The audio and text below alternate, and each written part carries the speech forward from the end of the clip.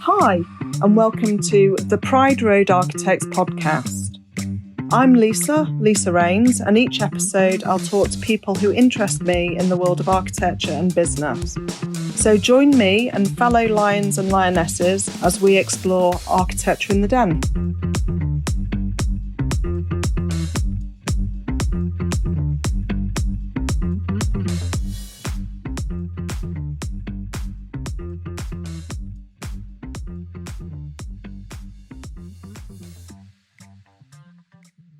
So hi everyone, and welcome to a bright early Monday morning. Maybe this is a bit too early to do a podcast, but who knows? And I'm delighted to welcome Zafir Ameen. Would you like to introduce yourself? Yeah, sure. Thank you for having me, first of all. I'm Zafir. I'm an architectural assistant at dRMM in London, and I'm studying my Part 2 at the London School of Architecture. And I guess even more recently, I'm now a student rep for the RIBA Council. Woo! Is it fantastic? I don't know. Is it fantastic? How's it going? Just started. Yeah, it's really good. We've only really had like one in-person meeting so far. Just done a bit of like a hybrid like Zoom introduction, and then a physical like meeting last week. So you're on the council now as as a student rep. Yeah. Exactly. Right. Okay. And how many student reps are there? There's 2 currently. Yeah. So how many people are sitting on council at the moment? I think it's actually quite large. I was actually quite surprised when I went in person. There was, I think, around like 40 or so people. It's very, big at the moment, I think. How did it feel? Because this will be the first time that you've sort of gone in that capacity. How did it feel walking into the RIBA? A little bit daunting, because I think I've been before for like the bookshop and like the archives a while ago, but not like to the main like event space. So it's quite quite a little bit daunting, but it was really nice to like be there and like have your voice heard and be able to represent the students. Was really nice. Brilliant. And who's president at the moment? It's Simon Alford, isn't it? Simon Alford, yeah. But it's just the handover year, so Muyua is like joining, as this is the year that it goes over to him. So was that his first meeting as well? Correct. It was everybody that got nominated in the summer. It was all of our first meetings. Oh, that's quite nice. So you're all kind of in it together, and there'll be quite a change going through the RIBA at the moment. Like a fresh uni cohort, exactly. I mean, do you see, it might be a bit early days, did anything productive come out of the meeting? I think this meeting in particular was, I guess, more aimed at people that were already there. So I guess everybody that was due was kind of just following, trying to like get the general gist of like how they're run. So there wasn't, I guess, much like handover and I guess new updates. It was more like a regular meeting for everybody else. I think that'd been there before. Right. So any gossip? I don't think so. Nothing. Not yet. Now on the podcast going out live. Any gossip? No, it was good. I'm quiet. Oh no. No, it was a good meeting. I think it was just like lots of stuff I think I just need to also wrap my head around, because it is still super early days. I think we technically started our like term on council literally like September, so it's been like it's the middle, it's been like a month basically. So I still had to come to terms with like all the policies and even the procedural like side of it, which I guess you're never really exposed to as a student. And so why did you stand? I think like personally I feel quite passionate about social justice in general, and I found myself, I guess, in activism like quite a lot in different like means. So I joined ACAN for a while, and I was in the education group, and then within my practice I was quite like vocal about starting like an EDI group to kind of get things more, I guess, up to a higher standard in the profession, but also just checking the stuff in-house. And then I thought, I guess the most natural step was to also try and see if it could like improve the situation like through the RIBA. I think like part one and part two salaries or something, especially if I'm like very like, yeah, vocal, want to see, I guess, reformed a little bit. So I think the RIBA was like the, I guess, ideal vessel to hopefully do that. Interesting. What's ACAN? The Architecture Climate Work, Architects Climate Action Network. It like formed out of Extinction Rebellion. Like originally, it's like there's Architects Declare, which is like, I guess, the practice equivalent. So like architecture practices sign up and pledge, and there's they donate money or help with running events and like sharing like knowledge. But then for individuals, there's ACAN. So it's quite large. There's a few hundred, if not thousand, people in that organization because it's volunteer based. So lots of people like do it in their spare time. It's not obviously paid or a full 9 to 5. And then there's a few like working groups that work on different things. So there's like decarbonization, education, which is what I was in. What else is there? There's like things about policy. And then through that they like also do things with the RIBA and Architects Declare and so on. Cool. So you were saying offline before, so you're a student at London School of Architecture in your final year and also working as well. Yes. So and you're sort of obviously involved in the RIBA and these various other groups. Logistically, how much time are you working in practice this year? So as part of the LSA model in your first year of masters, so last year it's like compulsory to work 3 days in practice a week. So the timetable, it's technically a full-time course. It's just structured in such a way that you have 3 days blocked out for work. So last year I spent Monday and Tuesday in uni, and then Wednesday to Friday was in practice. And then this year it's reversed, but non-compulsory to work. So we spend that Wednesday to Friday in uni, and then you have Monday and Tuesday free to work if you want. So I think maybe about, I'd say 50% maybe of my year is working 1 or 2 days this year. But there's also a lot of people who opted not to work this year because. And so what are you doing? 1 day at the moment, okay. So the other day I do like RIBA and other like side things and uni work. Right. And is it paid with the practice work? Yeah, it is. Yeah. That's I think part of the model is that it helps because you can even do like salary sacrifice to like help pay for your masters, or you can obviously use it for living expenses. So that's the big like. And how long does it extend the length of the course, or is it? Not at all. It's still 2 years. It's just it's just like shifted. So like all our uni is like condensed into like whole days, and then we have It sounds like a really good model. Yeah, it is. It's still really new. So I think we are the 7th cohort. Right. It's only the 7th year that's had it. And how do you find working and studying at the same time?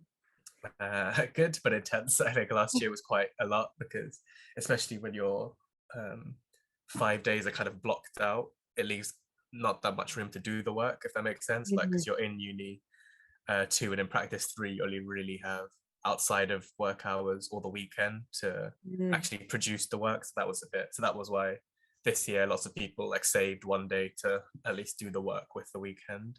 But I think it has like a lot of benefits. Like, if nothing else, you also have like your foot in the door, which is a good like reason lots of people stay. Lots of people, myself included, were already working in the practice before full time, and then you transition to 3 days a week. Did you find people kind of getting burnt out? Yeah, I think it did happen a lot. I think that's why lots of people like over summer either like stopped working or took like myself included, took like almost 3 months like on holiday just to like step away for a little bit and then. And because I mean, I was talking at Liverpool John Moores, and we had a symposium on the wellbeing in architecture, and even without working, we were talking about the culture of, kind of badge of honor, all-nighters and stuff like that. I can imagine that happening more in that model.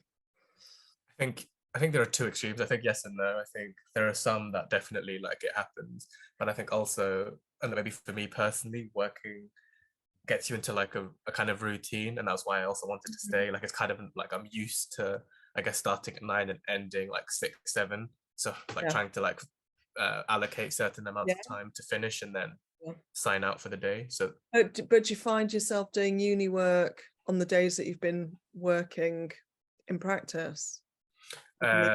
Or do you last year definitely, like I don't think it was like a no-brainer to have to, go yeah, from one exactly, thing spend, to the other? which I think is, yeah, a little bit exhausting, but yeah, it does Yeah. make up for it in other ways. So it's Yeah. yeah, No, that balance seems quite intense, really. Great a little idea bit. until you start kind of looking into it. Yeah, no, it is good. It's like it's similar to like what I guess Sheffield Collaborative does, with their like 4 days in practice in Oh, first year, I sorry, think. what, who? The Sheffield Collaborative. It's Right. like the Yeah. model that Sheffield does for working, and Okay. it's also like you spend 4 days a week working in first year, Yeah. 1 day a week remote in Sheffield, and then you transition fully to a full-time student in Sheffield in your second year, because Mm. that's also a 2-year course. So it's a little bit similar, but I guess a bit more London focused for this one. Sorry, is that for your part twos or for your part ones? No, part two. It's the same. It's like the London School of Architecture. It's a 2-year course, but you spend a good few days working in Mm, first year. cool. And do you think this is the best model, or do you think there's an alternative model? I'm not sure about I'm not sure what the right answer to that is. I'm not sure if it's the best model, Yeah. but I think it is a better model because, again, yeah, there are a lot of positives for it. I think even like getting different kinds of feedback and getting like help from like people that you work with, and just a second opinion, I think is like invaluable. Mm, Sometimes just to step away for a bit to like not have to think about uni, but still in the general like mm, discipline, do something else, and then you come back to your work refreshed, but also like maybe with fresh ideas because you've seen something or you're working on something. mm, And lots of your uni work in first year is like quite tied to your practice. So you have modules like called critical practice, where you're supposed to write a 3,000 word document which kind of aligns with the interests of your practice and what kind of stuff they do. yeah. So it is quite interwoven to hope to try and help that. So does that lead in? It sounds like it leads quite nicely into your part threes then. Yeah, I think that's part of the reason like some of our modules this year as well are like to learn about, yeah, like doing case studies and writing like Mm. frameworks is like to be a smaller gap between part 2 and part 3. So does LSA run a part three course as well? At the moment it's solely a part 2, but they are looking at doing like even a part 1 and like a part 3 and Mm. in the future, but yeah, it's still quite new. So at the moment it's Is just it a just part a 2. part two course then? Oh, okay. And Yeah, it's just been going for 7 years. correct. Yeah, Mm, very yeah. good. Where did you do your part ones? Manchester. Ah, I think you gave a talk actually when I was an undergrad. You came and spoke. So so you know my stepson, yes, Alexander Wallace. yes, he's the year below me. Yeah.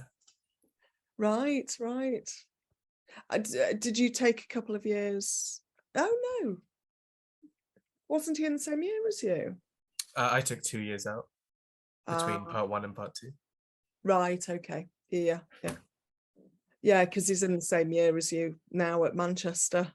Yes, it's a It's small world, a very small world. especially in Manchester. I find like there are so many people. I just keep meeting from Yeah. there. Oh, that's really funny. And why did you choose Manchester? I think I wanted a bit of a change because I'm like from the London area Hmm. already, so I wanted to kind of, I guess, like try something else, and I went and visited quite a few when they had the open day. I think like Hmm. the facilities and just the place in general jumped out quite a Hmm. bit, and I got to speak to some of the prospective students who I ended up like being in my course as well. And it was just, yeah, really like nice environment. So it was, yeah, I think it was quite a definite decision when I picked Manchester. And but then London was calling you back. And then, yeah, I think originally when I finished my part 1, I expected to work in London and then come back maybe to Manchester. But Mhm. um, I guess COVID happened during work, so then things got a bit messy, and then I thought maybe it was just like nice to also try something a bit different since I'd already Mhm. done 3 years there. I thought it was a good opportunity to, because how many courses do you get to technically go to 3 different universities? So I was like, it's a good chance to Yeah. do something different. And then when I saw the LSA model, I realized I could continue working. So was it easy to get a job in London for your part after your part ones, your first year out? uh, not maybe not easy, but I got a job. I was at Hawkins Brown before for my first part one in London. Yeah. Um, and then after a year, that's when I changed to dRMM. So how hard was it to get into Hawkins Brown? It was quite hard, but we also did have a few like connections there from the school. Like our unit in Manchester had some like past graduates and people who came to speak to us from Hawkins Brown. So like at the end of year show and things like that, we had lots of like conversations with, well, Right. quite a few people in general, but also there was quite a few from Hawkins Brown. So it sounds like it's kind of like a networking, you're kind of using your connections that you've got to try and Yeah, get. and I think that's also, to be fair, the like principle of the LSA, so that you also get um, introduced to quite a few people in practice, so that by the time you leave, you've already been working in one practice, and you'll have had conversations with your friends who all work in different practices as well. So you would have quite a big network by the time you leave.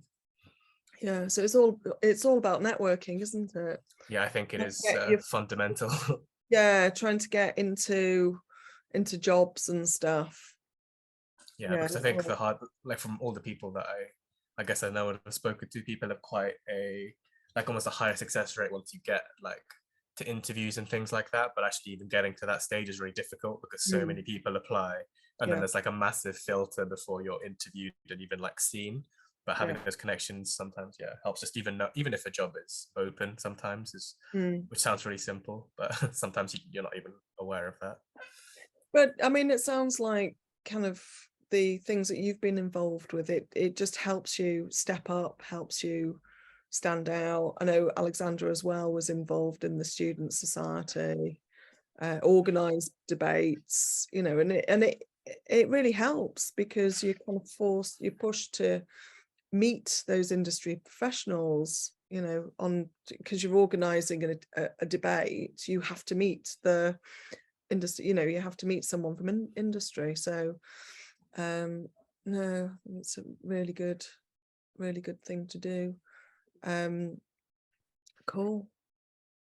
As I say, it's a Monday morning.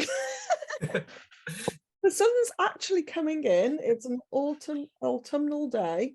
It Don't did look a know, bit pessimistic this morning, but it's improved a little bit. yeah. So how was your weekend? Yeah, it was really good, thank you. Yeah, I What just did you did little bits of work because we have a review this week at uni, Oh, but then also did, yeah, some socializing and saw some friends before winter fully comes upon us. before winter. Winter is coming. It really is. It's freezing already. I know. I've got my big wrap on. Yeah, I was on my narrow boat. That So does sound chilly.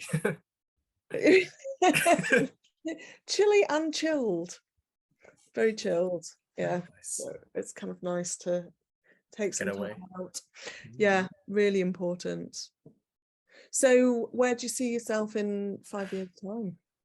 Oof. In 5 years' time, hopefully I'll have qualified. Hopefully I'll go towards the tail end of that. I'd like to be qualified, but I think I'd also like to get maybe some international experience. I think it's quite high on my agenda because I guess similar to the reason I went to Manchester, I was very, I guess, yeah, like London focused before. And now Mm. that I've had some experience in Manchester, a bit more broader, but I think I am missing, yeah, a lot of international work or even just international experience. I think would be quite Anywhere in particular? uh, it's quite far, but South America maybe because I have lots of my undergraduate friends are from Ecuador, and we have like a few potential like things that we might work on over there, in like Peru or yeah, or even Ecuador. So I might try looking somewhere over there maybe. Wow. Okay. That sounds pretty exciting. Very, very far. And why not when you're young? Yeah, exactly. Unlimited commitments. For now. Yeah, yeah. I went off. I worked in New York after I'd graduated. Really nice. So, yeah. Yeah, I think it just helps to like even if I end up back in the UK, just to like help round yourself out, I think, and just like Yeah. know what it's like, because it's a little bit. I feel very now, especially now, very narrowly focused to London and London Yeah. like architecture, whereas like this is very blurry outside of that. Yeah, that's true. That's true. I from Manchester. I'm from Manchester originally. Then I studied in Leeds, and then I did my part twos down at the Bartlett. Nice.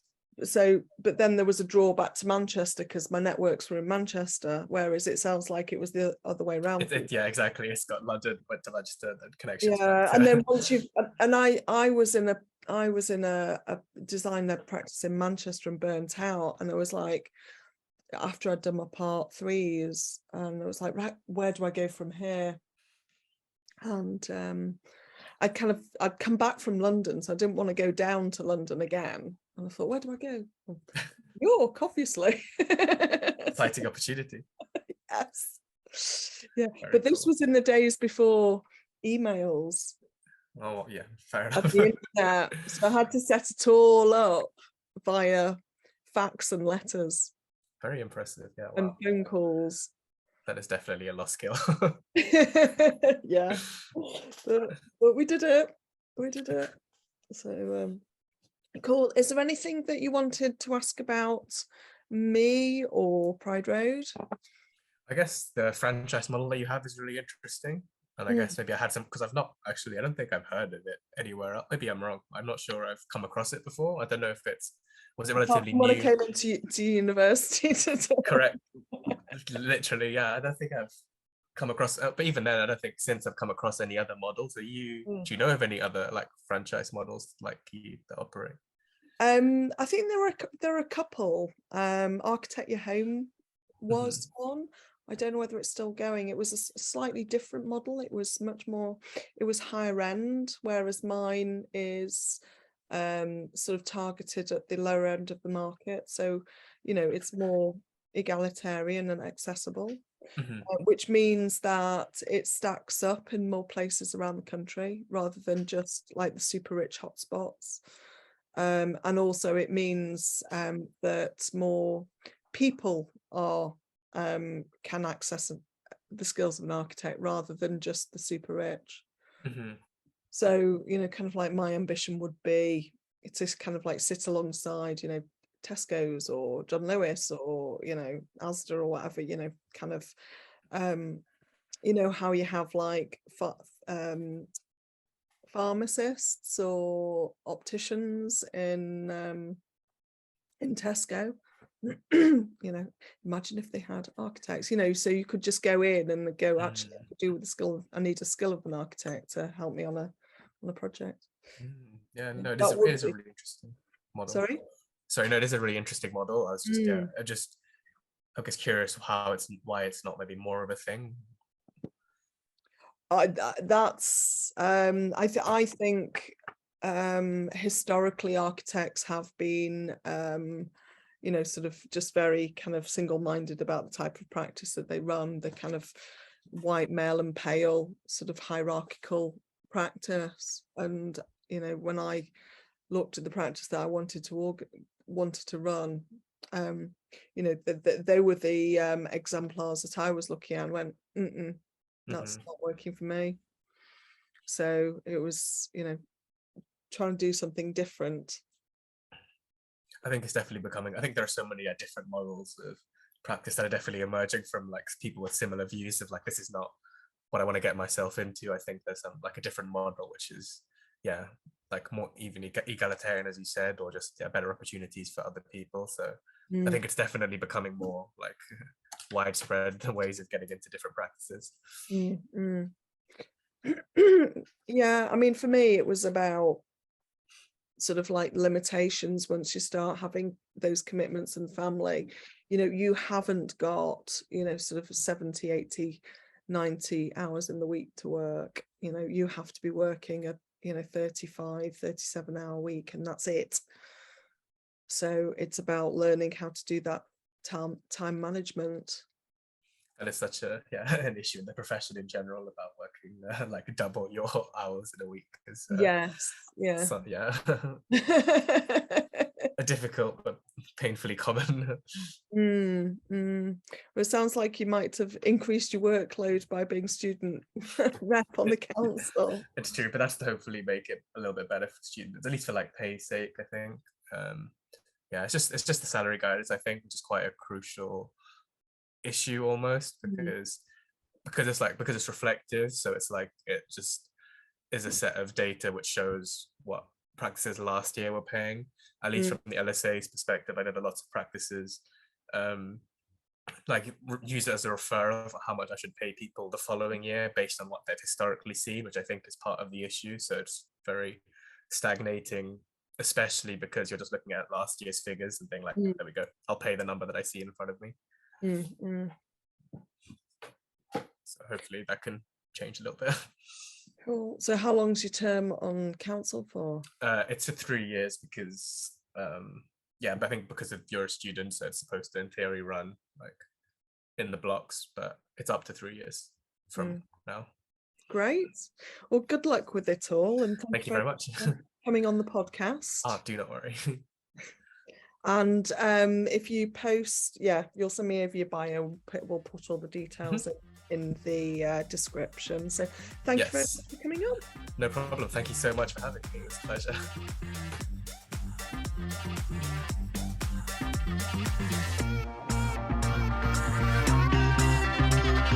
Thank you for joining me, Lisa Raynes, for Architecture in the Den.